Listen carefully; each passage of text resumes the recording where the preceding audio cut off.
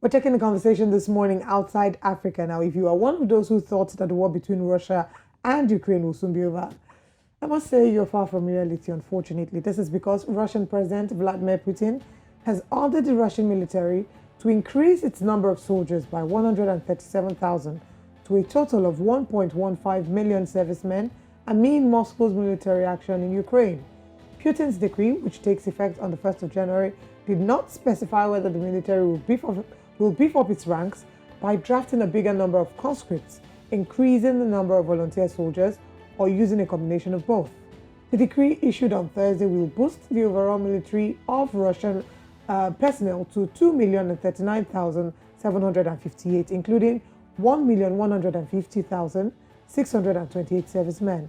A previous order put the military's number at 1,902,758 and 1,013,628 respectively at the start of the 2018. The Kremlin has said that only volunteer contract soldiers take part in what it calls the special military operation in Ukraine. All Russian men aged 18 to 27 must serve 1 year in the military, but a large share avoids the draft for health reasons or deferments granted to university students. The share of men who dodge the draft is particularly big in Moscow and other cities. The Russian military rounds up draftees twice a year, starting on the 1st of April and the 1st of October. Putin ordered the drafting of 134,500 conscripts during the latest spring draft earlier this year and 127,500 last autumn. It's very interesting. And also, Andriy Pokrasa is being hailed as a hero in Ukraine, known to the public as Drone Boy after he helped a crucial Ukrainian military operation using his drone.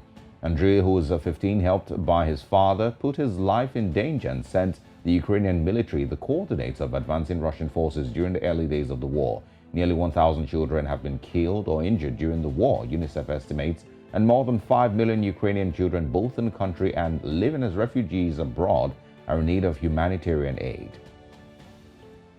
We'll definitely continue to follow up on the Russia-Ukraine war, and of course bring you updates as often as possible in outside Africa. Moving away from there, let's see what's happening in France. The French President Emmanuel Macron arrived in Algeria on Thursday for a 3-day visit aimed at addressing 2 major challenges: boosting future economic relations and healing colonial-era wounds. The visit comes less than a year after a month-long diplomatic crisis between the 2 countries stirred up tensions 60 years after the North African country won its independence from France.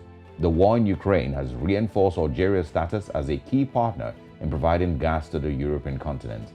In recent years, Macron has made unprecedented steps to acknowledge torture and killings by French troops during Algeria's 1954-62 War of Independence.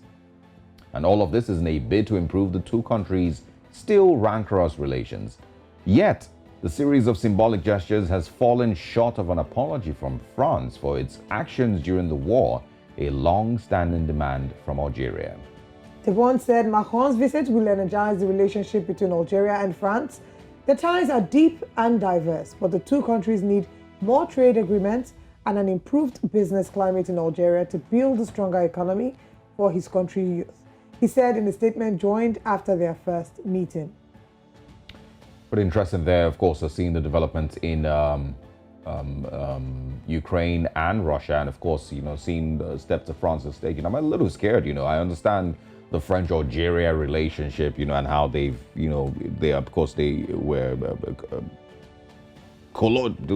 France colonized Algeria, Jesus Christ. So they've always somehow had some relationship, but I always fear, that it's always been a parasitic relationship. Algeria can't really boast of a lot that it has achieved from France. One of the things that was mentioned in that, story is the fact that now that the Russia-Ukraine war is on, a lot of countries are seeking energy sources from other countries, and so they would lean on to these other countries. I remember that Venezuela, which had been blockaded and put in a corner by the United States for so long, suddenly became, an option, when Russia decided to hold back its gas and all of that. So I'm not sure if this is going to be beneficial for Algeria, but I hope that they make the best decision and I would take steps that would benefit them more than the French people. Absolutely. And I also don't know if an apology would be enough for the damage that was done by French troops, during the Algerian war. I mean, we always talk about these things in terms. I mean, remember when we're talking about the actress who was being apologized to, by the Oscar after about 49 years. Yes. Well, I think my take would be that an apology is a good first step for healing, right? But after apologizing, there has to be some form of restitution. Absolutely. I agree with that.